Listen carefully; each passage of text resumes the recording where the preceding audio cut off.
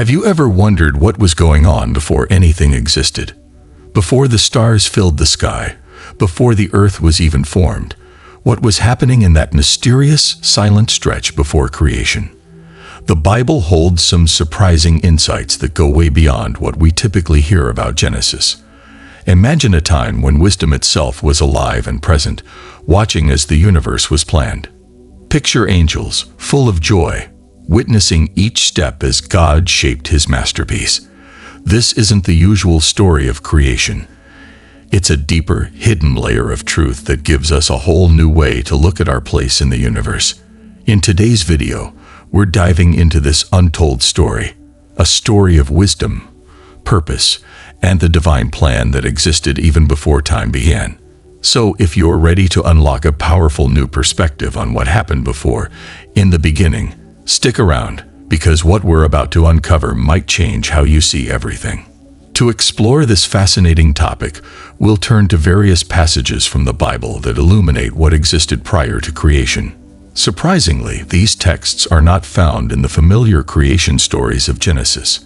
Instead, they reveal layers of divine wisdom and presence that might just challenge everything you thought you knew about the origins of our universe. One of the most revealing passages about what might have existed before our world was created can be found in the book of Proverbs, specifically in Proverbs 8:20-31. In this text, we encounter a unique and poetic figure known as wisdom. Here, wisdom is not just an abstract idea, but is portrayed almost like a living character with a voice, speaking to us directly. Wisdom claims to have been present with God long before anything else existed, saying, "The Lord brought me forth as the first of his works." What does this mean? In simpler terms, this statement suggests that wisdom was the very first thing God created. Before God set to work on building the earth, crafting the skies, and bringing life into existence, wisdom was already there by God's side, created to be a part of his grand design. This wisdom wasn't just a tool or an idea in the background. It was almost like a witness or a guide, existing with God in the heavenly realm before any physical creation began. Now, picture the scene that Proverbs describes. Before any mountains towered over the land, before the oceans stretched across the earth, before even the dust of the earth gathered to form solid ground, wisdom was there, ready to play its part in God's plan. In the passage, wisdom is described in poetic terms, almost as a woman who stands at the crossroads, calling out to people, inviting them to understand.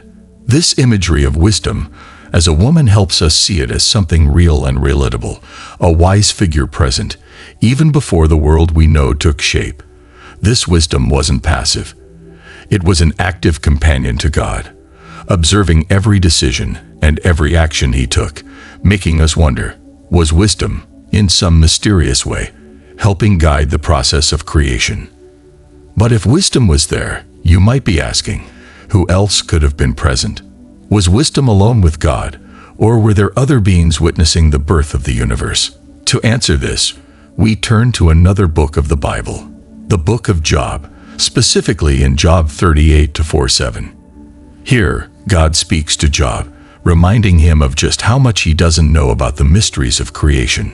God asks Job, "Where were you when I laid the earth's foundation?" With this question, God emphasizes Job's limited human perspective, pointing out that Job wasn't there to see the creation of the world. But then, within this passage, we find an incredible revelation. God mentions that as he created the earth, the morning stars sang together and all the angels shouted for joy. This single line hints at a remarkable truth. Angels, it seems, existed long before humanity was ever created.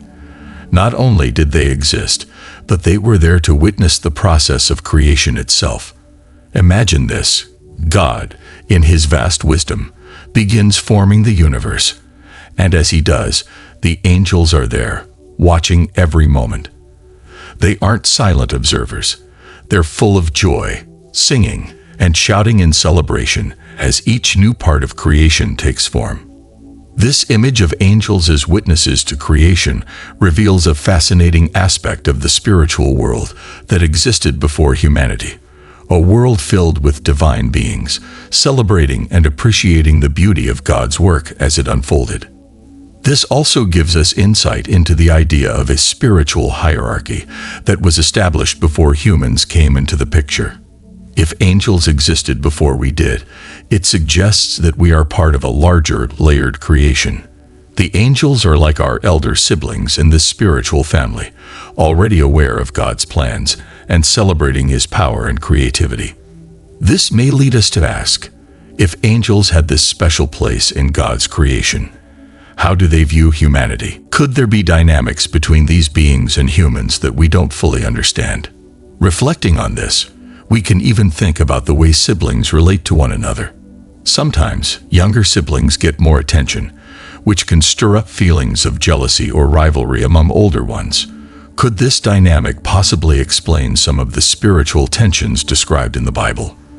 For example, the figure of Satan is often portrayed as an angel who turned against God, perhaps seeing humans as a new focus of God's love and attention. Could it be that this jealousy led to his rebellion? This question opens up intriguing possibilities about the complex relationships that might exist between angels and humans. So, when we look at these passages from Proverbs and Job together, a remarkable story unfolds. Wisdom was created first, an essential part of God's design and present before any physical creation took place. Angels followed, witnesses, and joyful participants in the act of creation, celebrating each step as God shaped the universe. And finally, humans came into being as the latest additions to this cosmic family, seemingly younger but equally loved and valued by God. In this exploration, we are invited to see ourselves as part of something much larger than we might have realized. We're not just isolated beings. We're part of an ancient, spiritual community that spans beyond time and space. Wisdom and the angels were there at the beginning, and they have roles and purposes connected to ours in ways we might only begin to understand. The passages from Proverbs and Job give us a glimpse into a pre-creation narrative that is rich and complex, showing us that before humans existed, there was wisdom guiding God's creative process and angels who were overjoyed by the unfolding of His masterpiece. This invites us to reflect on our own purpose within the divine plan, seeing ourselves as part of a spiritual family that extends far back, even before the dawn of time. And speaking of purpose, if you're ready to attract wealth effortlessly and tap into abundance starting today, check the link in the comments below. Many people are already discovering the surprising wealth secrets revealed by a rogue NASA scientist, and their lives are changing in ways they never expected. It's a movement spreading fast, with countless people finding new levels of success and financial freedom. Now let's get back to our exploration. Understanding the role of angels offers crucial context to the larger narrative of the Bible. It positions us not as the first creations, but as younger siblings in a cosmic family. Just as older siblings can sometimes feel insecure or envious, could this dynamic explain the actions of certain angels throughout biblical history? Particularly, the figure of Satan emerges as a complex character, often portrayed as tempting humanity. This idea draws parallels to familiar family dynamics, suggesting that jealousy might influence spiritual beings as they interact with humans. As we delve deeper, we come to a pivotal passage in the Gospel of John, John 1-1:14. This text is foundational to understanding the role of Jesus in the creation narrative. It begins with the profound statement, "In the beginning was the Word, and the Word was with God, and the Word was God." Here, the Word refers to Jesus, presenting a remarkable truth. He was not only present at creation, but was instrumental in the creative process itself. Imagine the implications of this. If Jesus is the Word, and He existed before the physical universe was formed, then He too witnessed the creation alongside wisdom and the angels. This intertwining of Jesus' identity with the act of creation challenges us to see Him not merely as a historical figure, but as an integral part of the divine fabric that governs all existence. As we continue reading, John elaborates, "Through Him all things were made. Without him, nothing was made that has been made. This reinforces the idea that Jesus, the embodiment of divine wisdom and creative power, played a critical role in bringing everything into existence. It's a profound truth that connects the dots between the Old and New Testaments, revealing a consistent theme throughout Scripture. But what does it mean for Jesus to be the Son of God? This title can sometimes lead to confusion. Many interpret it as suggesting the separation between Jesus and God, yet that's not entirely accurate. In the cultural context of the time, being his son implied a close relationship and shared nature with the Father. Therefore, when we refer to Jesus as the Son of God, we acknowledge his divine essence while recognizing the complex nature of the Trinity: Father, Son, and Holy Spirit. As we piece together these passages, a clearer picture emerges of the pre-creation landscape. However, we cannot overlook another crucial text from the Apostle Paul in Colossians 1:15-16. In this passage, Paul states, "The Son is the image of the invisible God, the firstborn over all creation." This declaration not only reinforces Jesus' role in creation, but adds a layer of authority to his existence. When Paul writes that in him all things were created, he emphasizes that everything, both visible and invisible, owes its existence to Jesus.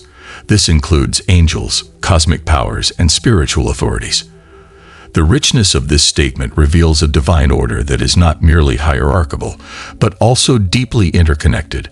The angels we discussed earlier are not only witnesses to creation, but also part of the created order established by Jesus. Now let's examine the Greek terminology used in this passage. The words Paul employs, thrones, powers, rulers, and authorities, suggest a complex network of spiritual forces. While they could be interpreted as referring to human rulers, a deeper analysis reveals that many of these terms pertain to supernatural entities that play significant roles in the spiritual realm. This insight sheds light on the ongoing struggle between good and evil depicted throughout Scripture. The connection between humans and these spiritual beings becomes even clearer when we consider a powerful passage from the New Testament, specifically in Ephesians 6:12. Here, the Apostle Paul gives us a rare and vivid glimpse into the hidden dimensions of our existence.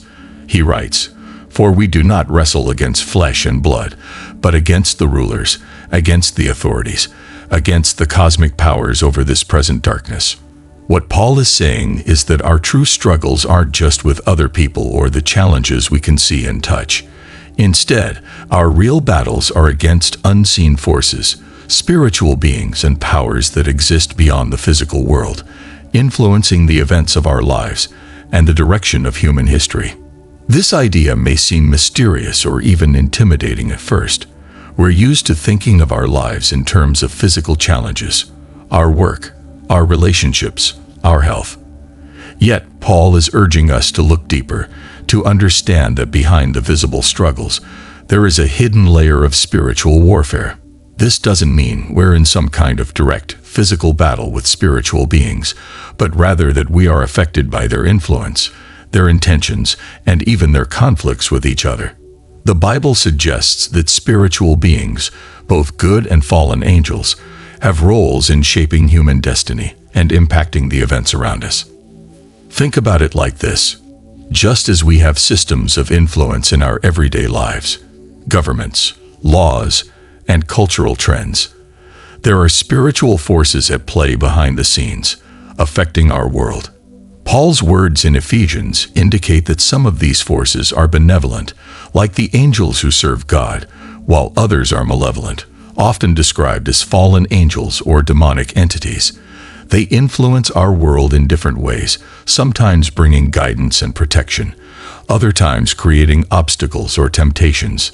This paints a picture of life as a kind of spiritual battlefield, where invisible beings and forces work either to help or hinder us as we journey through life. But what does this mean for us personally? One implication is that many of the struggles we face are not purely our own to solve. We are part of a larger spiritual narrative, where forces beyond our immediate understanding are at play. This isn't to say that we lack control over our lives. our choices and actions still matter deeply. However, it does suggest that our challenges often have a spiritual dimension that requires us to look beyond simple explanations. Recognizing this can give us a sense of humility and awareness, knowing that there are layers of reality we may not fully grasp. Moreover, Paul's words call us to engage with our lives from a spiritual perspective. If our challenges are influenced by unseen spiritual forces, then it stands to reason that our approach to life should include spiritual tools as well. In Ephesians, Paul later describes the armor of God, which includes faith, truth, righteousness, and prayer, qualities and actions that help us connect with the divine and stand firm against negative spiritual influences. It's a reminder that we're not powerless. We have the ability to align ourselves with positive spiritual forces, like the angels who serve God, to find strength and protection. As we contemplate these realities, we start to see the profound implications for our lives today. The angels and other spiritual beings we've discussed were created with specific purposes, each playing a role within the divine plan. Some are protectors, some are messengers, and others may serve as guides. Fallen angels, by contrast, may attempt to lead us away from our intended path, creating conflicts or distractions. Understanding this adds depth to our perception of everyday life. It challenges us to see our world not just through a physical lens, but through a spiritual one as well. When we view life in this way, it becomes clear that our interactions, decisions, and even the obstacles we face are part of a larger, interconnected story that stretches back to before creation itself. Our lives aren't isolated incidents. They're woven into a cosmic narrative that involves both seen and unseen players. This spiritual perspective encourages us to remain vigilant, to seek guidance and protection through prayer, and to trust in the greater purpose that God has for us. By realizing that our lives are part of this larger spiritual story, we can begin to approach our own struggles with a sense of meaning and purpose. Every challenge and every triumph may be connected to this deeper divine narrative, a story that involves not only ourselves, but also spiritual beings who were here before us and who continue to play a part in shaping our world. So, what can we take away from this exploration of the pre-creation narrative? At its core, we learn that wisdom, angels, and Jesus were all present in the moments leading up to creation. Wisdom personified as a woman reminds us of the richness of divine understanding, while the angels serve as a reminder of the spiritual hierarchy that exists beyond our perception. Ultimately, we see that Jesus, as the source of all creation and wisdom, played an active role in shaping the universe. This intricate tapestry of relationships between God, Jesus, wisdom, and the angels gives us a deeper appreciation of our place in the cosmos. It invites us to engage with the spiritual realm in a meaningful way, recognizing that our lives are part of a larger story that extends beyond our immediate understanding. As we draw this chapter to a close, let's keep in mind that the mysteries of the universe continue to reveal themselves, layer by layer. The Bible offers profound glimpses into these hidden truths, inviting us to journey deeper into the relationship between the divine and the created world. We've only scratched the surface of the rich spiritual insights waiting to be uncovered, and there's so much more to explore. If today's exploration resonated with you or sparked new thoughts about the cosmos, wisdom, and our place in God's plan, you won't want to miss what's coming up. In our next video, we'll dive further into the incredible moments when God made His presence known in history and how these divine appearances shape our understanding of faith today. Thank you for joining us on this journey. If you found this video enlightening, please give it a thumbs up, share it with others who might be interested, and don't forget to subscribe for more deep dives into spiritual mysteries. Together, let's continue to seek truth and wisdom that transcend the everyday world. See you in the next one.